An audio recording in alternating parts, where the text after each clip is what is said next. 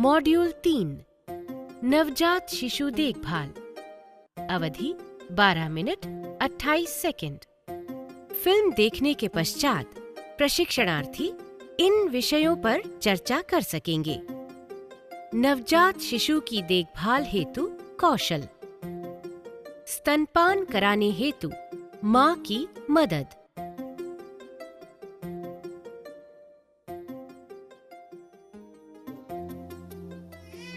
ज्योति ने अभी अभी बच्चे को जन्म दिया है। यदि बच्चा जन्म के समय रो रहा है और ठीक प्रकार से सांस ले रहा है तो उसे माँ के पेट पर लिटा दें और उसके शरीर तथा सिर को सूखे साफ कपड़े से साफ करें। ऐसे में रूटीन ओरल सक्शनिंग की जरूरत नहीं पड़ती। जैसे कि पहले बताया गया है कि बच्चे के बाहर निकलने के 1 से 3 मिनट के बाद नाल काट दें। ऐसे करने पर शिशु के अंदर खून का प्रवाह बढ़ता है, जो कि उसे बचपन में होने वाली खून की कमी से बचाता है।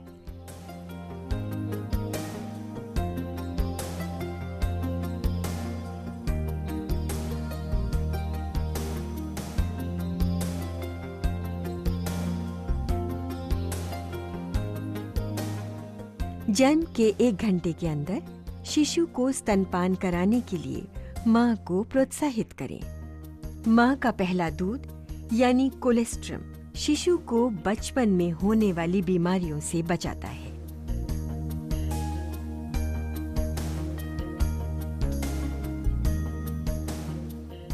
गर्भावस्था के दौरान शिशु प्लेसेंटा द्वारा माँ के खून से जीवनदायिनी ऑक्सीजन प्राप्त करता है। जन्म के बाद वो ये ऑक्सीजन सांस लेकर फेफड़ों के द्वारा प्राप्त करता है।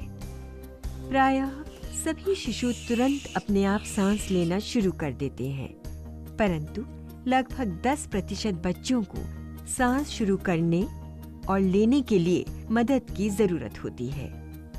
इसे रिसेसिटेशन कहते हैं।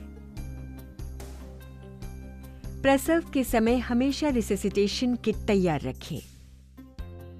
साथ ही 2 या 3 साफ और पहले से गर्म किए हुए तौलिए तैयार रखें। यदि बच्चा डिलीवरी के समय सांस नहीं ले रहा हो तो नाल को काट दीजिए। बच्चे को न्यूबॉर्न कॉर्नर में रेडिएंट वार्मर के नीचे रखें। बच्चे की गर्दन को थोड़ा सा ऊपर उठा के रखें। इसके लिए आप बच्चे के कंधे के नीचे तौलिया रख सकते हैं। इसके बाद बच्चे की नाक को साफ करें और म्यूकस एक्सट्रैक्टर द्वारा मुंह को साफ करें। इसके बाद गर्म तौलिए से बच्चे को साफ करें। यदि बच्चा अभी नहीं रो रहा तो धीरे से उसके पांवों के तलवे को थपकाएं या पीठ को सहलाएं। परंतु ध्यान रहे, फ्लिकिंग या रबिंग 2 बार से अधिक न करें। ये सारे चरण 30 सेकंड में पूरे कर लेने चाहिए।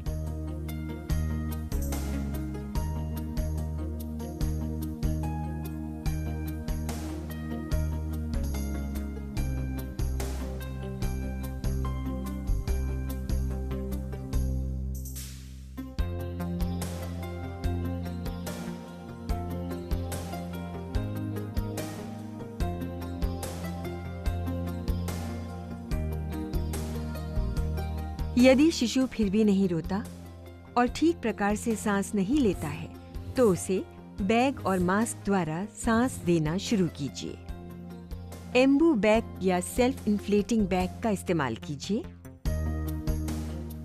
इसके साथ 2 तरह के मास्क मिलते हैं, एक समय से पूर्व जन्मे बच्चे के लिए और दूसरा समय पर जन्मे हुए बच्चे के लिए। सही साइज का मास्क चुनें जो कि आंखों के अलावा ठोड़ी, मुंह और नाक को सही ढंग से ढक ले। उपकरण की कार्यप्रणाली और मास्क के सही माप की जांच कैसे करें? एम्बू बैग या सेल्फ इन्फ्लेटिंग बैग को चेक करने के लिए मास्क आउटलेट को हथेली पर रखें और दूसरे हाथ से बैग को दबाएं। आपको हथेली पर कोई दबाव महसूस हो रहा है? क्या आप प्रेशर रिलीज वाल्व को दबाव देकर खोल पा रहे हैं? यदि नहीं, तो जांच लें कि क्या बैग कहीं से लीक तो नहीं है। प्रेशर रिलीज वाल्व में कोई रुकावट तो नहीं है। क्या आउटलेट पूरी तरह से बंद है? अगर आउटलेट पूरी तरह से बंद है, बैग सही दबाव दे रहा है और सारी सुरक्षा प्रणाली सही ढंग से काम कर रही है, तो क्या दबाव हटाने पर बैग एकदम वापस फूल रहा है? अब हम बैग और मास्क वेंटिलेशन करने के लिए तैयार हैं।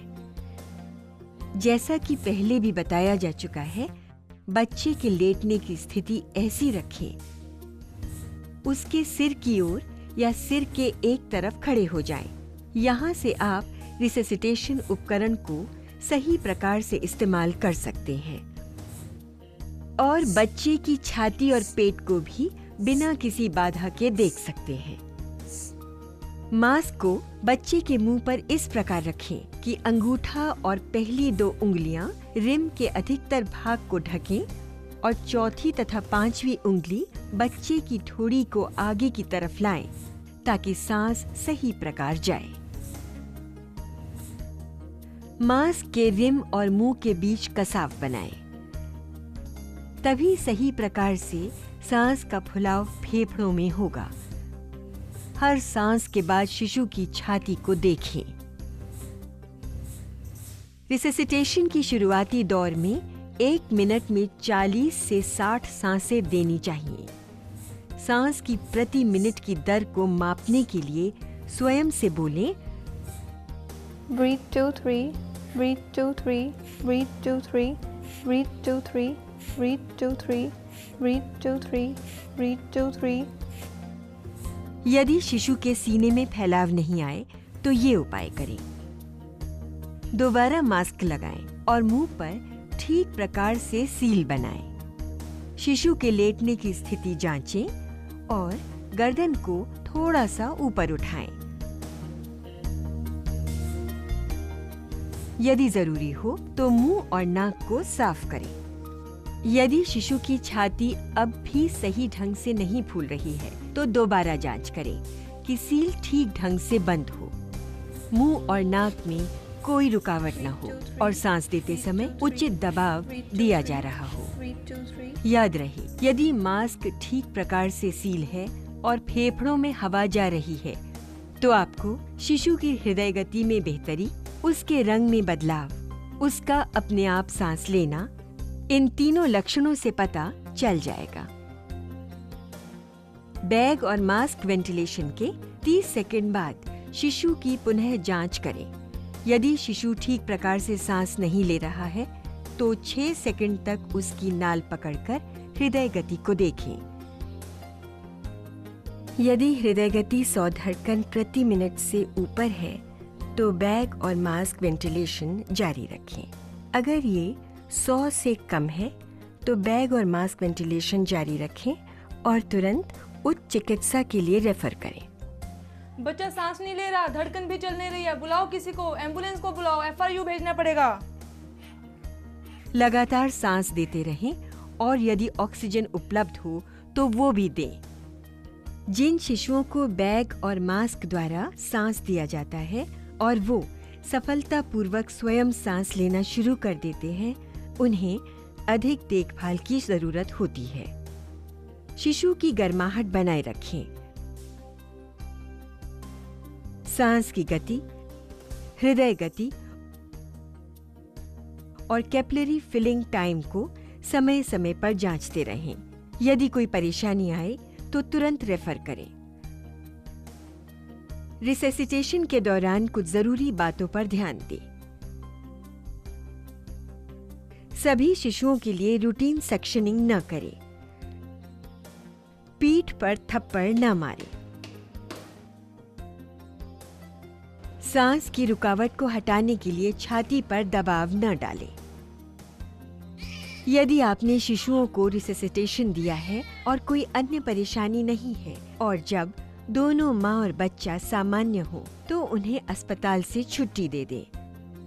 साथ ही देखें कि शिशु का बदन हल्का गर्म हो और बच्चा सांस ठीक ढंग से ले रहा हो, स्तनपान ठीक कर रहा हो।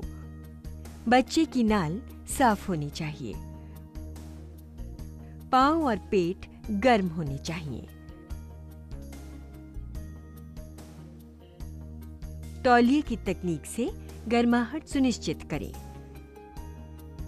डिस्चार्ज से पहले इस बात को पक्का कर लें कि शिशु को BCG, पोलियो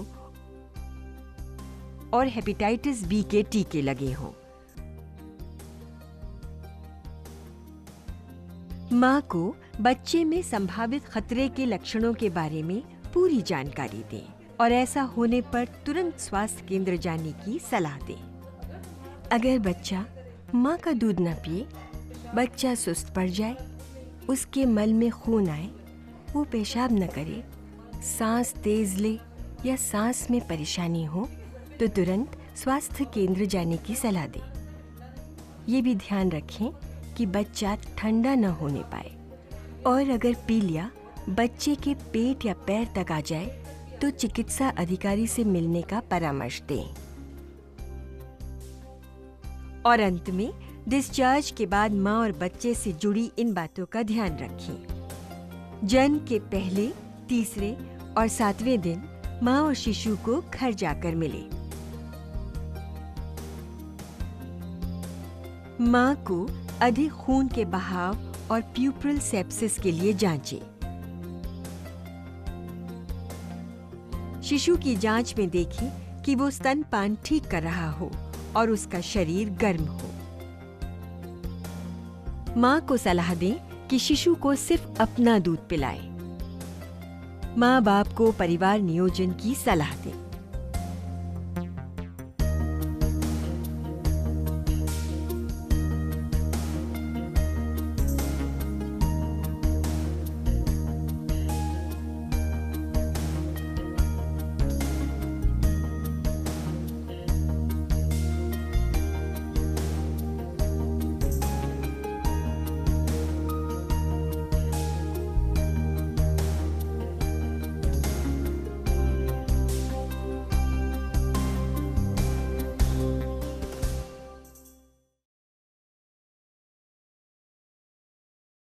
आइए चर्चा करें।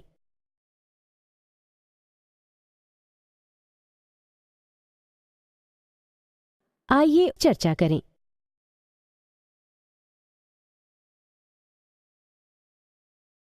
आइए चर्चा करें।